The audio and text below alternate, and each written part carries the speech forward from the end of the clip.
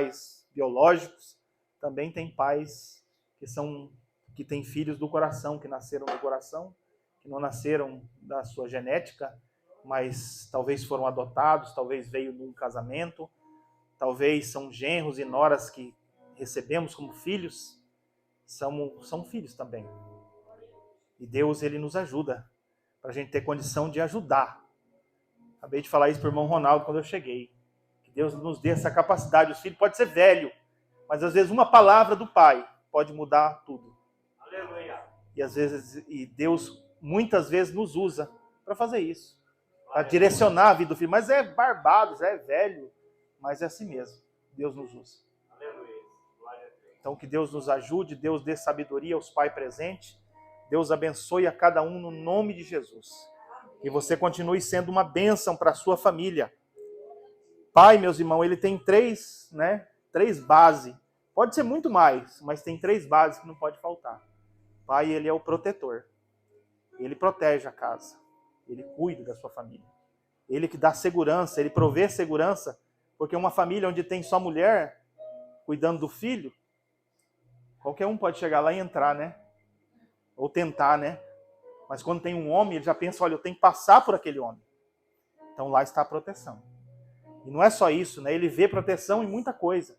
Fala, meu filho, não faça isso. Não vai por aqui, é perigoso. Porque ele está atento a isso. Pai é protetor. Pai não é aquele que ameaça. Pai não é aquele que põe todo mundo em terror, em pavor. Pai não é aquele que chega em casa, espanca a sua mulher, os seus filhos, e acha que por isso ele é o pai, ele pode, ele manda. Não, pai é protetor. Pai tem que ser isso. Deus cobra de nós isso. Porque Deus é assim com a gente. Então existe um Deus que nos emprestou o seu título de pai. E cabe a nós usar com dignidade, usar aquele título aí dignamente. A gente vê às vezes pais que usam o seu título para amedrontar o seu lar. Ali é um lar de medo. Ali é um lar onde os filhos eles não são criados respeitando o pai, eles são criados tendo medo. E o medo, lá no futuro, vai acabar afastando o seu filho de você. O pai, ele é o provedor, ele provê o sustento da casa. A mulher hoje em dia tem que ajudar, né? Acaba ajudando de uma forma ou de outra, ou trabalhando em casa ou fora, mas acaba ajudando de alguma forma, né? Mas cabe ao homem, ao pai, trazer provisão para dentro de casa. Se tem alguém, se está difícil, eu já tive que fazer isso. Chegar numa venda e falar, olha, vende para mim, eu não tenho dinheiro, mas eu vou te pagar, tal dia eu recebo, eu te pago. Não é minha mulher que tinha que ir lá fazer isso, era eu. Eu sou o provedor. Então esse é o papel de pai, é prover. O filho quer comer, tem que sair de algum lugar, né, Luiz? Tem que sair de algum lugar. Então o papel de pai. O papel de pai é amar a sua família, proteger a sua família. Amar a sua família. Acima de qualquer coisa, a sua família ali. Só não acima de Deus, né? Mas do restante na terra, a sua família é importante. Não é passar a mão na cabeça dos filhos, não, e dizer que eles podem continuar no erro, não é isso, não. É apontar o erro também, é fazer pagar pelo erro. Falar, olha, volta, resolve, pede desculpa, devolve. De onde você apareceu com isso? Devolve agora. Ah, mas eu vou passar vergonha, o senhor também. Vamos lá, eu vou junto com você. Você vai devolver. Isso é ser pai, é ensinar o caminho para o menino. Ensinar um caminho que deva andar. E quando crescer, não se desviará dele. Ensinar os filhos a ser honestos, ensinar os filhos a pagar as contas. Isso é ser pai. Se não dá, explica, não dá. Vou ter que ir lá, olha, me dá mais um tempo, vou te pagar. Isso é ser pai. Ensinar que deve fazer isso, não que não se deva pagar. Então Deus requer muita coisa de nós. Hoje eu vinha para cá conversando com a Rosana e nós lembrando da nossa vida passada, das coisas que vivemos e acertamos e outras erramos. E a gente meditando sobre isso e pensando como reparar hoje. Aí ela disse, olha, já passou-se muito tempo, muito difícil, nós não conseguimos reparar na época. Aí eu falei para ela, mas nós vivemos. E nós aprendemos com os erros, às vezes coisas que a gente não sabia. Depois quando os filhos crescem, eles te contam algumas coisas que te surpreendem. Mas você fala, meu Deus, eu não sabia disso, que tinha acontecido isso. E a gente falhou. Porque nós somos humanos, a gente falha em algum momento, a gente falhou. Você fala, meu Deus, como eu não pensei? Aí eu falei para ela, mas hoje nós temos neto. Nós temos uma igreja, nós somos pastores. Nós podemos ser usados para educar as pessoas que passam por essas coisas também. Para proteger a sua família e seus filhos. Porque o diabo, vosso adversário, anda aonde? Anda ao derredor, bramando como um leão, buscando a quem possa tragar. Né? Então a gente tem que ser prudente. Temos que olhar pela nossa casa, nossa família. Vamos colocar de pé, meus irmãos? Abra sua Bíblia comigo. Aleluia. Glória a Deus. Louvado seja o nome de Jesus. Abra com a sua Bíblia, a Bíblia comigo, o Evangelho escrito por Lucas, capítulo de número 21, versículo 34 a seguir. Tem um conselho de Jesus para nós aqui. Aleluia. Tem um conselho de Jesus para a sua vida. Hoje é culto de Santa Ceia. Hoje é dia dos pais. Tem um conselho de Jesus aqui para você.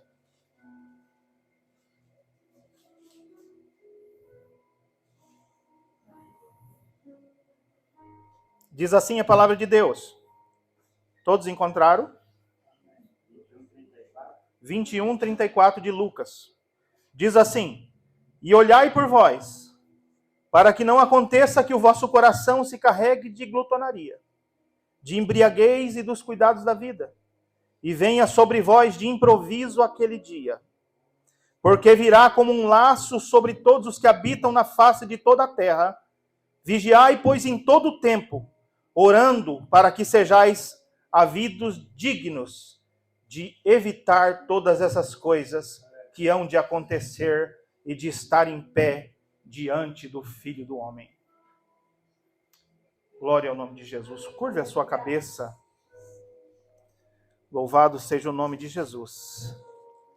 Senhor nosso Deus, em nome de Jesus, Senhor, nós estamos aqui na Tua casa, Senhor, nesta noite, num culto de Santa Ceia, diante da Tua palavra.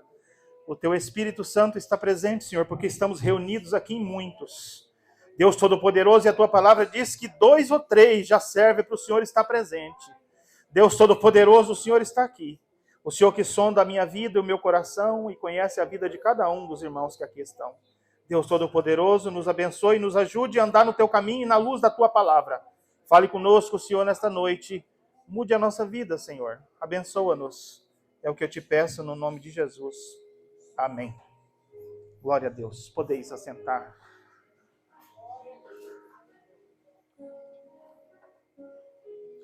Aleluia. Meus irmãos, vocês creem que eu sou o pastor de vocês aqui neste lugar? Amém. Vocês creem que eu sou enviado de Deus aqui para a vida de vocês? Amém. Vocês creem? Amém. Vocês creem que Deus me usa para conduzir a sua vida pelo caminho de Deus? Aleluia. Hoje é um culto de Santa Ceia. Só estamos nós de casa aqui hoje, não temos nenhum visitante. Não que isso seja bom, mas é um dia que talvez Deus tenha preparado para nós. Eu gostaria de falar coisas, meus irmãos, não vai ser fácil de ouvir. Mas eu preciso falar coisas que Deus tem me colocado durante todos esses dias no meu coração. Colocou hoje, a hora que eu cheguei, colocou hoje aqui, colocou ontem, colocou à tarde, colocou quando eu li a palavra. Não é uma palavra fácil de se ler. Não é uma palavra fácil de se entender. Mas eu gostaria que você colocasse os seus ouvidos abertos para que você pudesse ouvir a voz do Senhor. Nós estamos aqui neste lugar, meus irmãos, servindo ao Senhor aqui com alegria. Eu, a minha casa, vocês e a sua casa. Nós estamos neste lugar para servir a Deus. A palavra que eu li aqui, ela diz que se a gente tirar o nosso foco, se a gente tirar o nosso foco do nosso chamado, daquilo que Deus nos chamou para fazer, Se nós começar a olhar para o mundo, a glutonaria, a embriaguez, a bebedice, as coisas que do mundo que nos arrodeiam, aquele dia vai nos apanhar de improviso. O inimigo da nossa alma, meus irmãos, ele é um inimigo sorrateiro. E que ele entra pela brecha onde você não imagina. E ele vai minando a casa de Deus e o povo de Deus.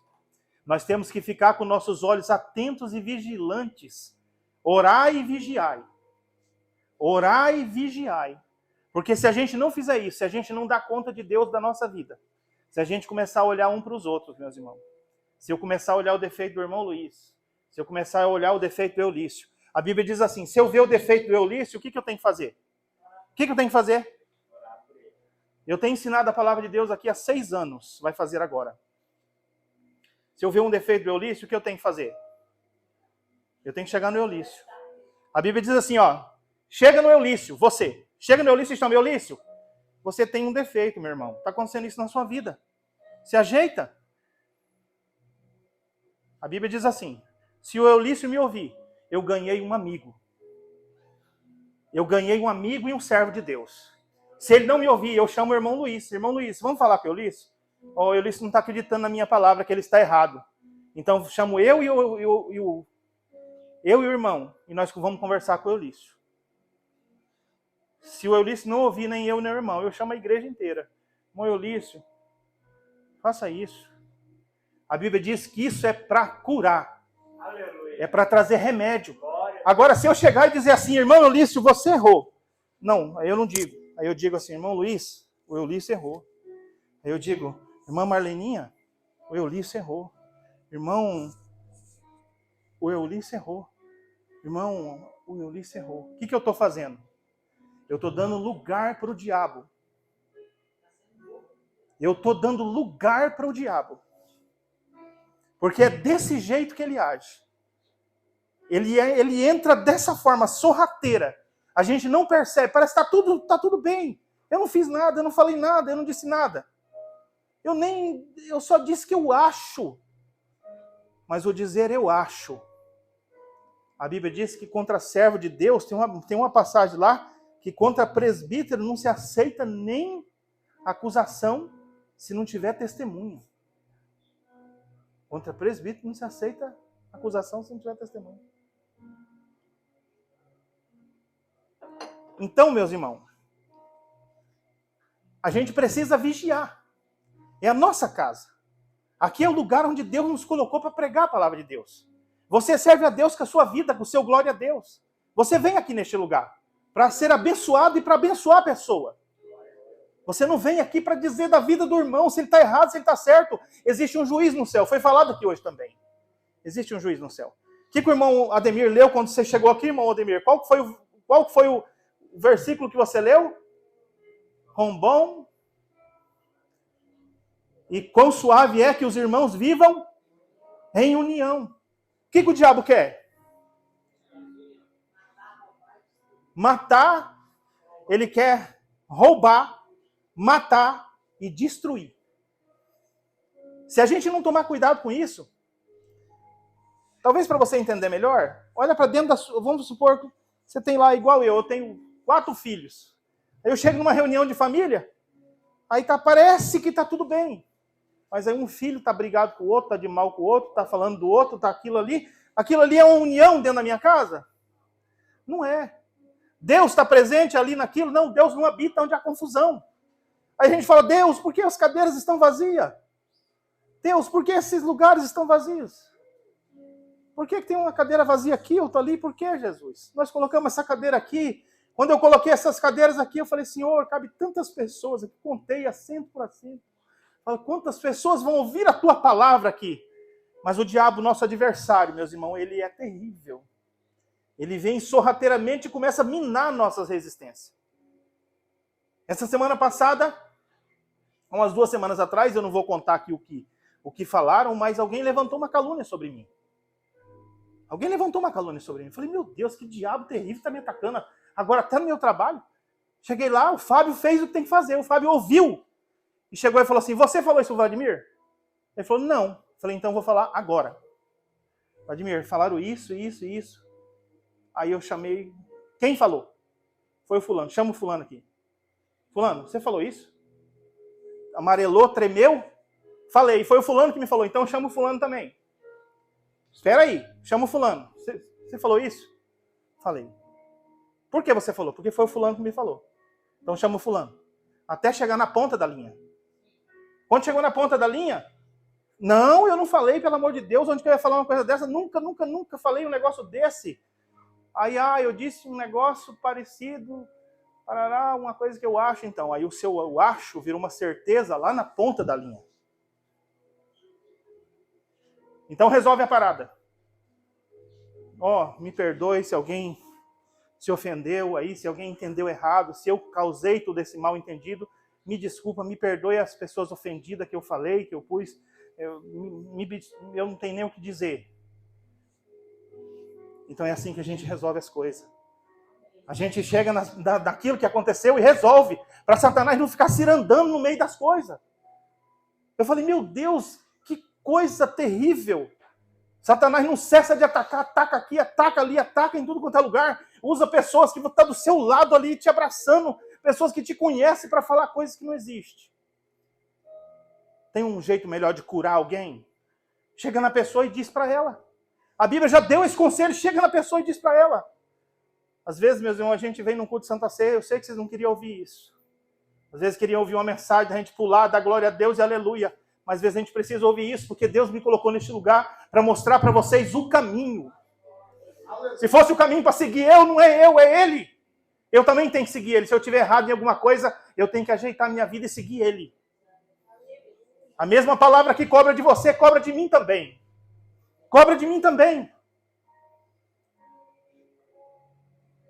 Estamos fazendo um curso agora com o pastor Jeremias.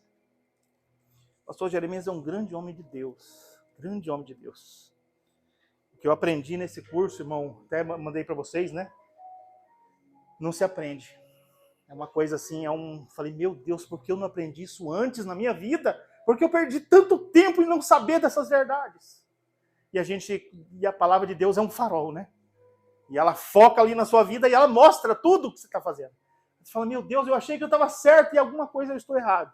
E eu preciso me aprumar. Eu preciso andar na linha. Porque eu quero ser abençoado, eu quero ter vida abundante, que Jesus prometeu. Ele não prometeu a vida em abundância. E a gente vive, às vezes, uma vida falando, não, eu sou servo de Deus, mas na minha casa está uma bagunça, sou servo de Deus, na minha casa não está legal. Então eu preciso mudar.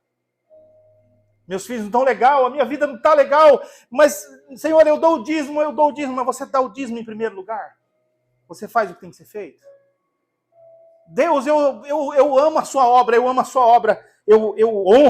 honro a tua mesa, a tua santa ceia. Eu honro, eu não falto, eu estou lá, porque eu fui convidado. E eu sou um convidado digno.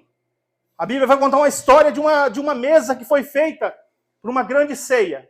E o Senhor mandou chamar todos os seus amigos, e chamou a todos os que ele conhecia, o dono, o Senhor da festa. Chamou a todos, e eles disseram, olha, eu não vou. Não vou porque eu tenho uma coisa para fazer. Eu comprei uma junta de boi, eu preciso treinar eles e eu não posso. Eu comprei uns campos, aí eu tenho que ir lá ver o que eu comprei e eu não posso. Eu tenho que fazer isso e eu não posso. E cada um foi dando a sua desculpa. Aí o senhor daquele servo disse, olha, sai para todo lugar e convida para que se encha a minha casa, para todos provarem do meu banquete. Mas aqueles que foram convidados não estarão presentes. Então, às vezes, a gente é chamado para um culto de Santa Ceia. Hoje eu não vou. Não vou porque não quero participar, eu não estou bem. E o que você está dizendo para Deus? Tem coisa mais importante do que o seu chamado para sentar à mesa. É isso que você está dizendo para Deus. Existe coisa mais importante para mim do que o seu chamado para sentar à mesa. O que o irmão Geralmindo leu aqui? Ele não leu que se a gente não provar do sangue, não beber do sangue, não comer do corpo dele, não temos parte com ele.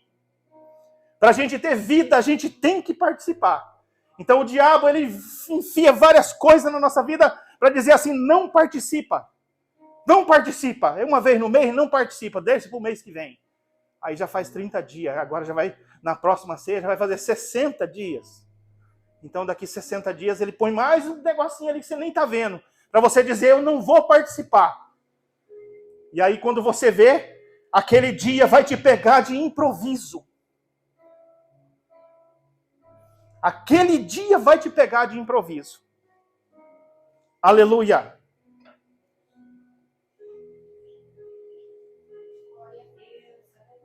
Louvado seja o nome de Jesus. Meus irmãos, nós servimos a Deus. E Deus é poderoso para transformar, para mudar a nossa vida. Para transformar e mudar. Eu queria ler um texto da Bíblia Sagrada com vocês, que é o texto que eu preparei para a gente nessa noite. É um texto onde fala de um pai que não corrige o seu filho, um pai que ele vê o erro, mas ele deixa para lá. Se eu fosse, né, a gente brinca lá em casa, fala meu pastor, né? Se eu fosse alguém que deixasse para lá o erro, eu não estaria falando isso aqui. Então eu não quero, meus irmãos, eu quero que aqueles que Deus me deu, eu quero que a gente chegar naquele grande dia e eu quero ver a face de todos vocês lá, junto comigo, junto com a minha família, junto com aqueles que a gente, pelo menos aqueles que Deus nos deu para cuidar. Não quero que falte ninguém. Porque não é porque participa da mesa da Santa Ceia que vai estar lá.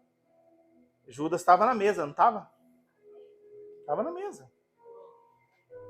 Jesus mandou ele se levantar da mesa e ir embora? Não. Hoje ele manda? Não. O que está escrito? O que Paulo ensinou? Examina-se o homem assim mesmo. E assim coma deste pão e beba deste cálice. Então a gente precisa, meus irmãos, a gente precisa se colocar na posição, na brecha, colocar onde Deus nos chamou. Deus nos chamou para fazer uma grande obra. Quando eles estavam construindo, alguém tentou parar, mas a resposta de quem construía era: eu estou fazendo uma grande obra e não posso parar. O diabo arrumou jeito para a pessoa ir lá e falar: desce daí. Arrumou tanta coisa, mas a resposta dele foi: eu estou fazendo uma grande obra e não posso parar. Meus irmãos, eu queria falar hoje com vocês um pouquinho sobre a vida de Eli, o sacerdote de Deus. A vida de Eli e dos seus dois filhos, Ofni e Finéias. A Bíblia vai dizer que essa família era uma família que servia a Deus. Era uma família sacerdotal. Igual eu e você. Vive dentro da casa de Deus. Fazendo a obra de Deus a todo tempo e fora de tempo. E a gente estava ali.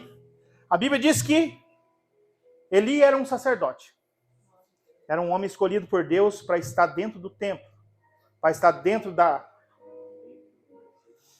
Esse livro, essa história está em 1 Samuel, capítulo de número 2. Aleluia. Vocês querem acompanhar? 1 Samuel 2, versículo 12.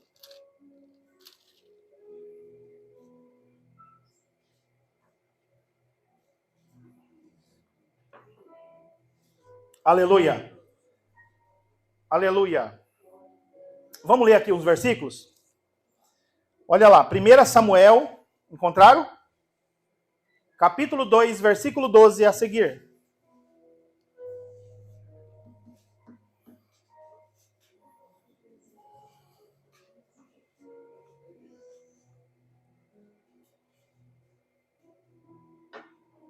Nós não temos telão, né?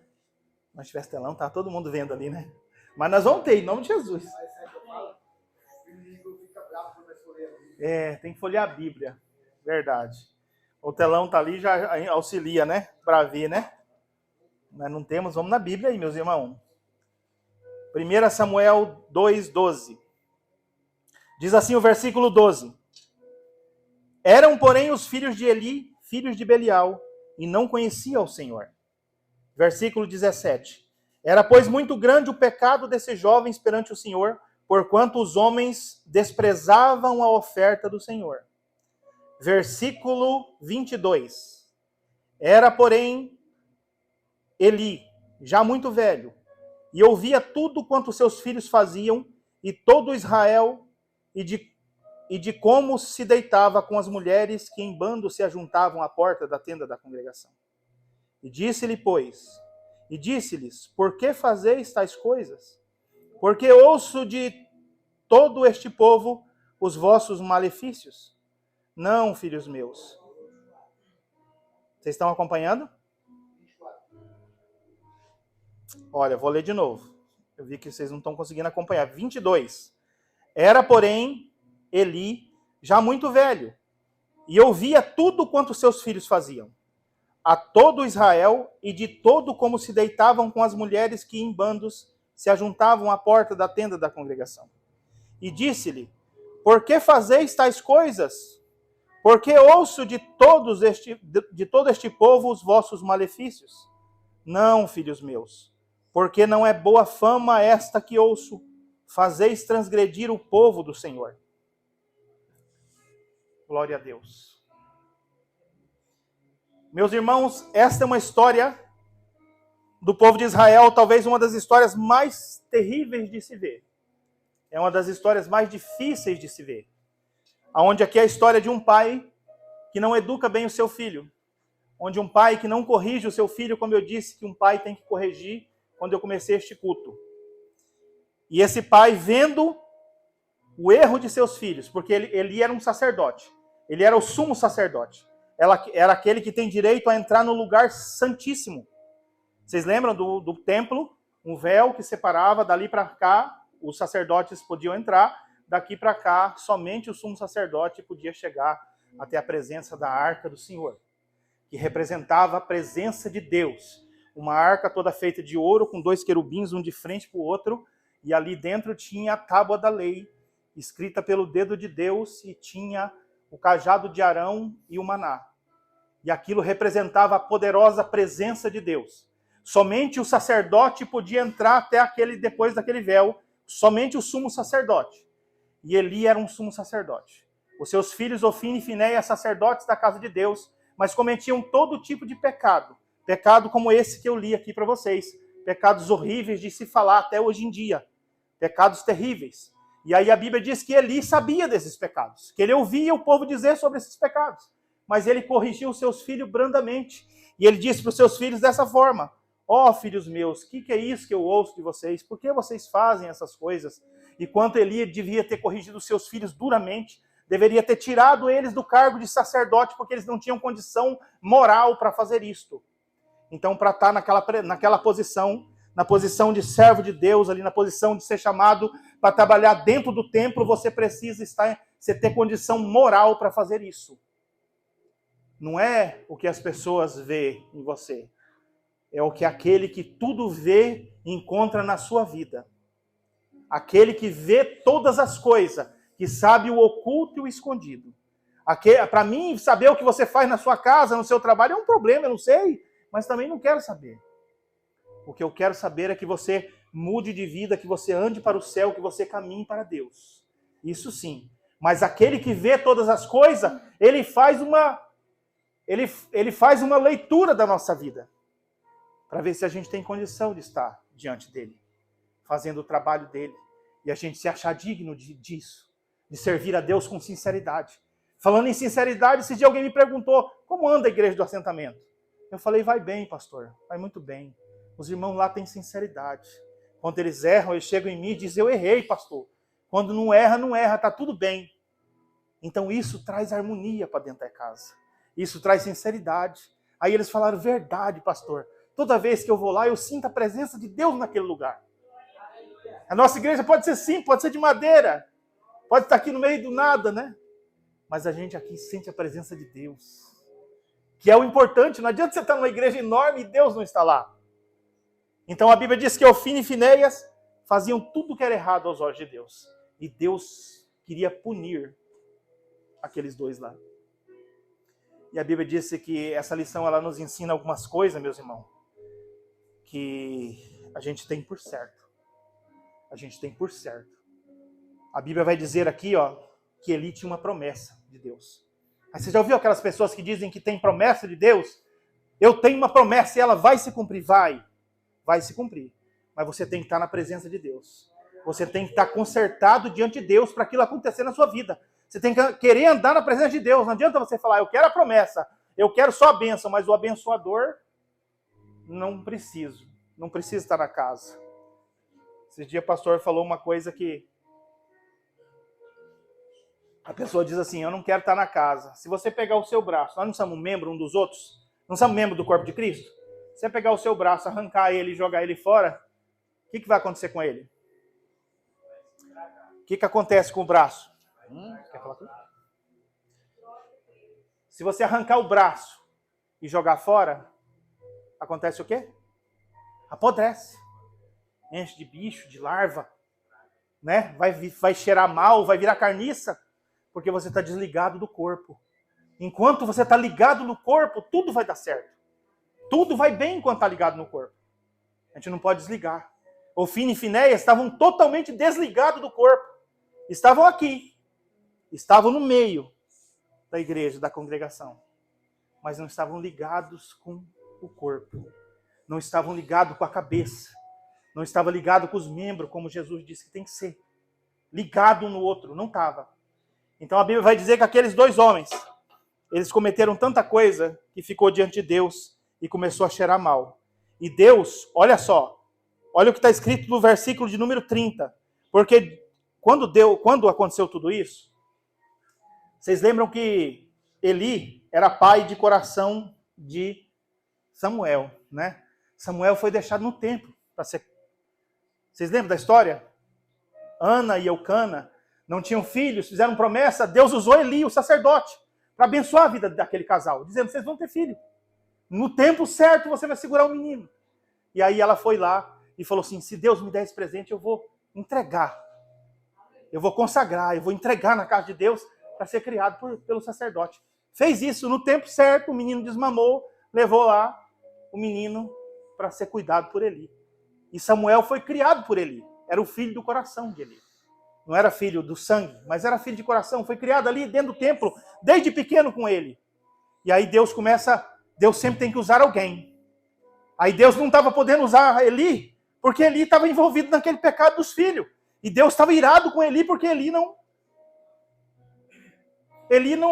corrigia seus filhos. Não resolvia aquilo, deixava os filhos fazer o trabalho de Deus dentro da casa. E Deus não estava gostando de nada daquela história. E aí Deus se revela a quem? A Samuel. E aí Deus começa a se revelar a Samuel. Quando Deus fala com Samuel em sonho, e aí vocês lembram da história? Ele acha que é o Eli chamando ele, vai lá, Senhor, me chamou. Não, volta a dormir, não te chamei. E ele ouve de novo, Samuel. E aí ele levanta, vai lá, o Senhor me chamou? Não chamei. Aí ele desconfiou. Falou, é o Senhor que está falando com ele. E aí mandou ele ouvir a voz do Senhor. Falou assim, quando você falar de novo, você diga, olha, Senhor, fala, porque o teu servo ouve. E aí Deus começou a falar com Samuel. E Deus falou para Samuel assim, Samuel, eu vou fazer uma coisa em Israel, que quem ouvir, os seus ouvidos vão tinir. Eles não vão acreditar no que eu vou fazer em Israel. Mas eu vou trazer um castigo sobre a vida de Eli. Pelo que ele está fazendo dentro da minha casa. Eu vou trazer um castigo sobre a vida dele. E a Bíblia vai dizer que quando Samuel acabou de falar com Deus, Eli vai lá e fala com Samuel e diz assim, o que foi que Deus te falou? Fala e não me esconda nada. Eu quero saber o que Deus te falou. E a Bíblia diz que Samuel falou para Eli tudo o que Deus tinha falado que ia fazer sobre a vida dele, sobre ele. Então diz assim, ó.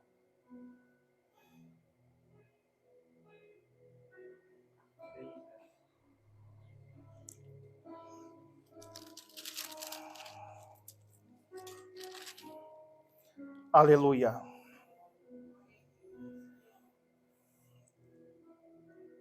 E disse o Senhor a Samuel, lá no capítulo 3, versículo 11. E disse o Senhor a Samuel, eis aqui vou eu fazer uma coisa em Israel, a qual todo o que ouvir lhe tinirão ambas as orelhas. Naquele mesmo dia, suscitarei contra Eli tudo quanto tenho falado contra a sua casa. Começá-lo-ei e acabá-lo-ei, porque já eu lhe fiz saber que julgarei a sua casa para sempre pela iniquidade que ele bem conhecia. Porque fazendo os seus filhos execráveis, não os repreendeu.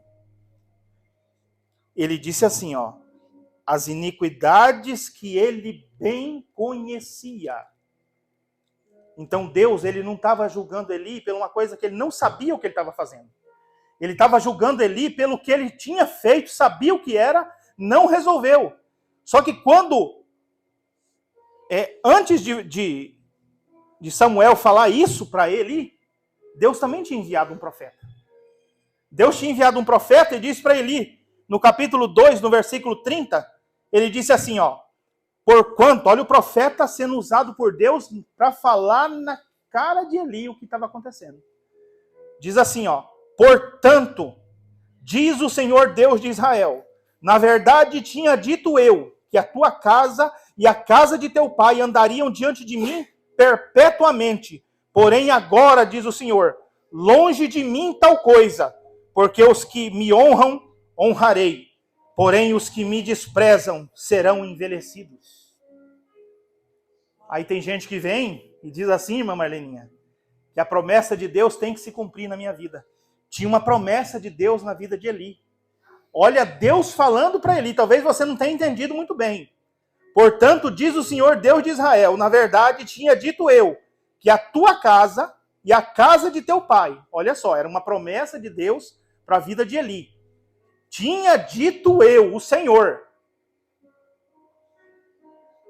que a tua casa e a casa de teu pai andariam diante de mim perpetuamente. Porém agora, diz o Senhor, longe de mim tal coisa.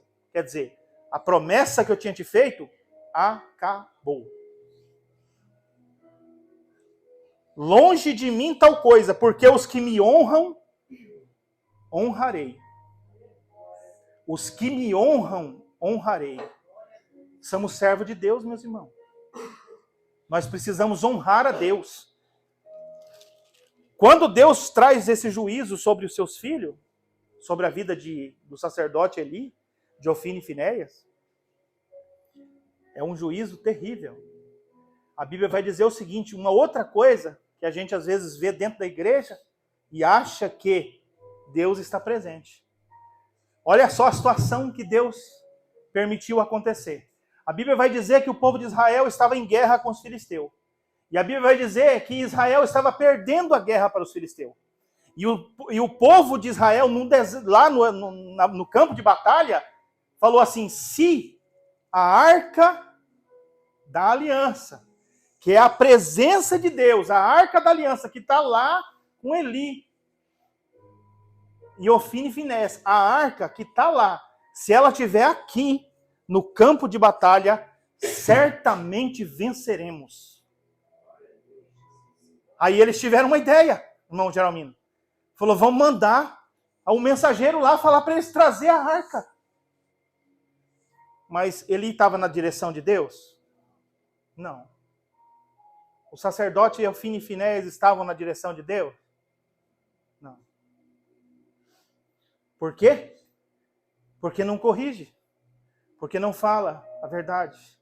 Porque não fala o caminho que deve andar. Porque não vê o pecado e manda o pecado embora. Porque deixa as coisas como estão. E aí as coisas não acontecem. E a pessoa está ali dentro da igreja, as coisas não acontecem. O pecado jaz à porta. A pessoa está ali apodrecida. Está ali achando que é servo, mas não é. A arca não representava a presença de Deus? Sim ou não?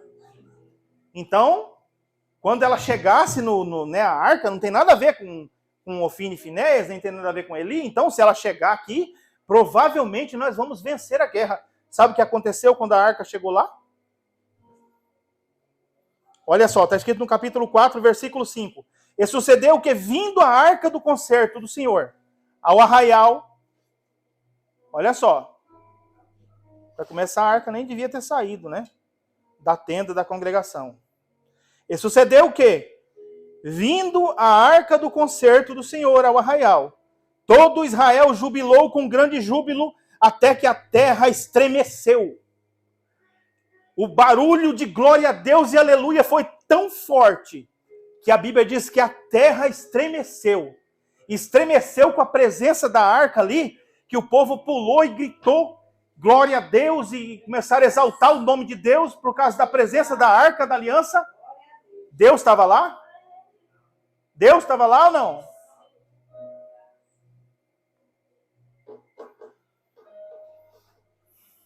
Deus estava naquele barulho? Com tudo isso acontecendo, Deus estava presente? O sacerdote em pecado, o sumo sacerdote em pecado, os seus filhos em pecado. E olha que o sumo sacerdote estava em pecado de... Como é que fala quando a pessoa que trabalha para o governo, ela é prevaricação, né? Era por prevaricação, quer dizer, ele estava vendo um erro e não estava fazendo nada. Então um policial, por exemplo, se você contar um crime para ele, ele te prende. Ele é obrigado a fazer isso. Então o sacerdote de Deus tem que fazer a mesma coisa, ele tem a autoridade do juiz ali. Então ele tinha por obrigação ter resolvido aquela situação de pecaminosa que estava acontecendo. Não resolveu. A presença de Deus não está ali. A presença de Deus está onde as pessoas procuram a Deus em espírito e em verdade. Ela não está feita em objetos e coisas. Mas o símbolo da presença de Deus era a arca. Então eles achando que a arca estava ali, estava tudo bem. Sabe aquele escudo? Glória a Deus, aleluia, tará. Sou contra isso? Claro que não. Maravilha do céu, né? Quando tudo está certo, é uma bênção. Deus está ali, o Espírito está ali. O Espírito te revela que Deus está ali. Mas quando não está, meus irmãos, não está. É só barulho. É só barulho. Nesse dia aqui era só barulho. E sucedeu que, vindo a arca do concerto do Senhor ao arraial, todo Israel jubilou com grande júbilo até que a terra estremeceu. E os filisteus, ouvindo a voz de júbilo, disseram: que voz tão grande de júbilo é esta no arraial dos hebreus? Então souberam que a arca do Senhor era vinda ao arraial. Pelos que os filisteus se atemorizaram, porque diziam: Deus veio ao arraial. E diziam mais: ai de nós que nunca vimos tal antes. E começaram a dizer: essa arca que eles trouxeram aí traz a presença daquele Deus que libertou eles lá do Egito, que jogou todas aquelas pragas em Faraó. Tudo isso aconteceu, mas Deus não estava naquele barulho. Deus não estava naquela situação, porque havia o pecado. Então o pecado, meus irmãos, ele vem entrando pelas rachaduras.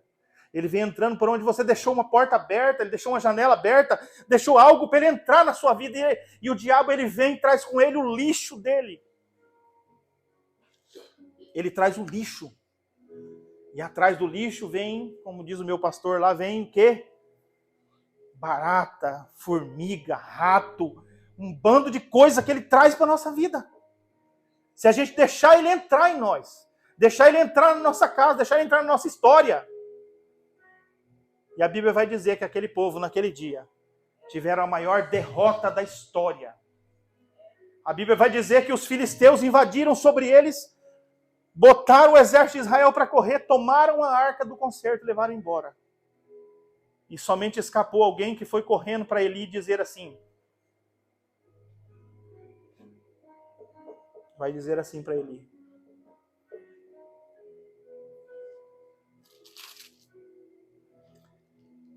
glória a Deus.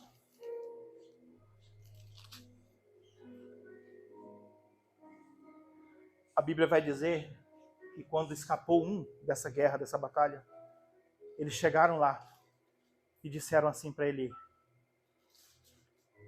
o exército de Israel fugiu diante dos filisteus. Eles fugiram da batalha. Os seus 2 filhos, Ofni e Finéias, foram mortos. E a arca do Senhor foi levada. Quando Eli, o sacerdote, ouviu isso, a Bíblia diz que ele era um homem muito gordo, estava sentado numa cadeira e ele se jogou para trás, de tão angustiado que ele já estava, porque ele tinha a incumbência de zelar pelas coisas sagradas e santas. Era dele a incumbência, e ele estava temeroso pela arca da aliança. E ele já tinha recebido uma profecia lá atrás, que a casa dele estava totalmente desarrumada.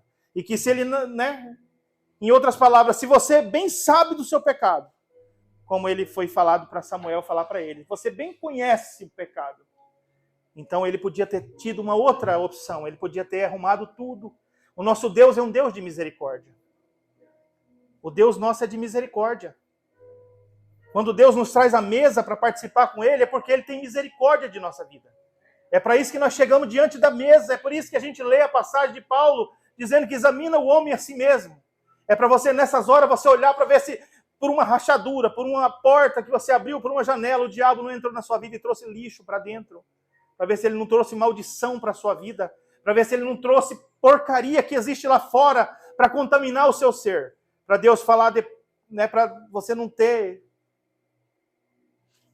Quando Eli recebeu aquela palavra, ele falou assim, você bem conhece o seu pecado.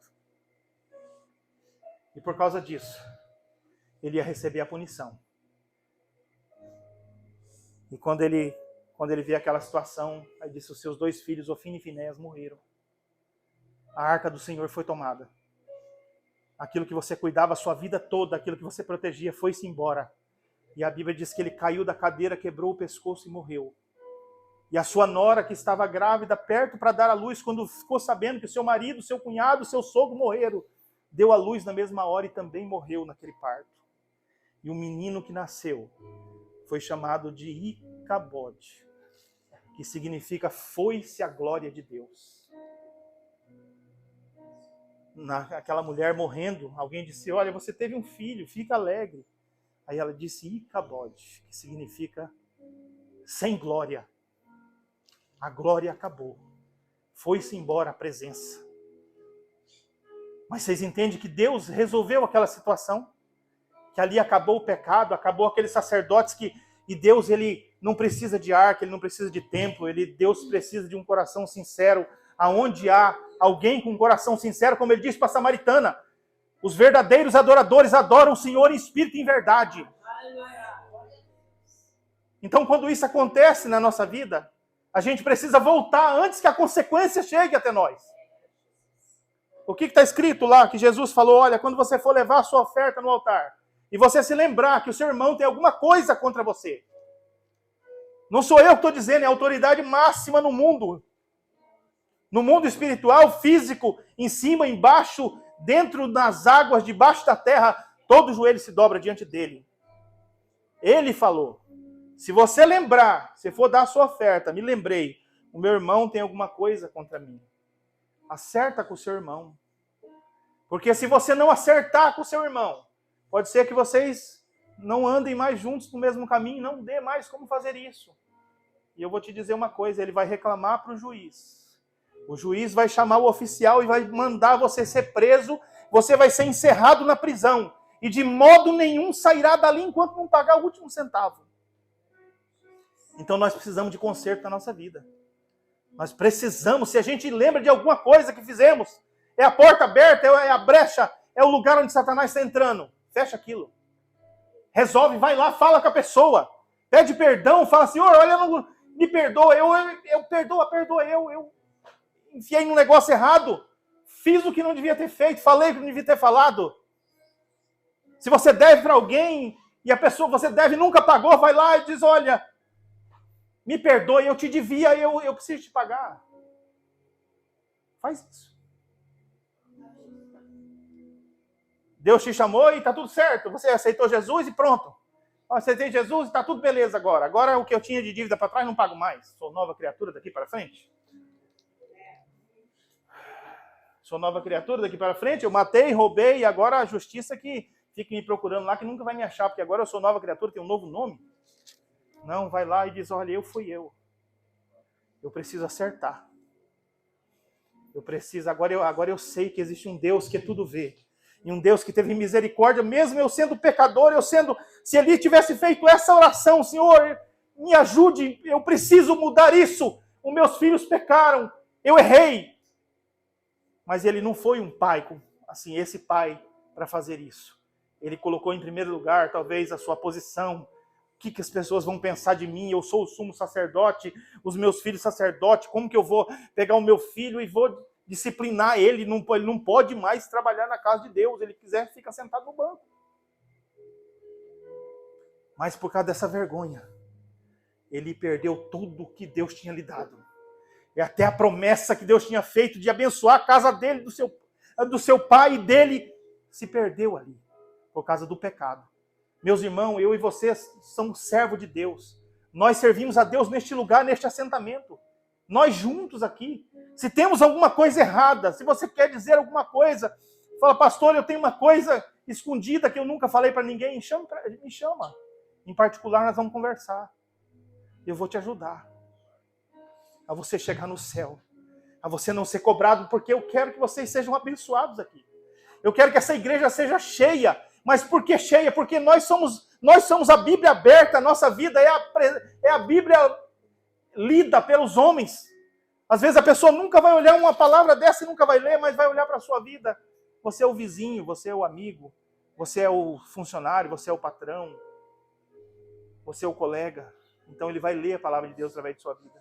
Só que se a gente não arrumar aquilo que nós temos errado em nossa vida, como nós podemos nos colocar diante de Deus? Como? Deus é justo, meus irmãos, Ele vai cobrar. Ele vai cobrar a dívida. Ele vai enviar atormentadores para você pagar aquela dívida. E não pensa você que não vai.